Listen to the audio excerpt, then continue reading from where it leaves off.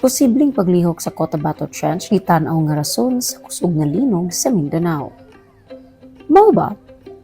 Giuyog og nagpabilin og dakong kadaot ang 7.8 magnitude nga linog nga niigo sa Southern Mindanao adtong niaging Lunes, Hunyo 8. Human sa pila ka minutos nga pagtayog niini sa mga probinsya sa General Santos City, Davao del Sur ug sa mga silingang lungsod, giingon sa mga taga-Philippine Institute of Volcanology and Seismology kon PHIVOLCS nga ang maong paglinog mamahimong ma-attribute sa paglihok sa Cotabato Trench.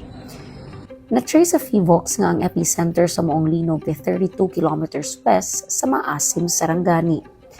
Matod sa PHIVOLCS, ang lokasyon sa linog, focal mechanism, ug ang sunod-sunod nga aftershocks nagpakita nga kini mao'y kalabutan sa subduction sa Cotabato Trench. Apan unsa man birang pasabot niini? Ang Cotabato Trench usa ka dakong liki ilawom sa dagat sa baybayon sa Mindanao nga makahimo og kusog nga mga linog. Sa yano nga pagsabot, ang trench mao ang dapit diin ang usa ka bahin sa crust sa yuta mosulod o musubsob ilawom sa laing bahin.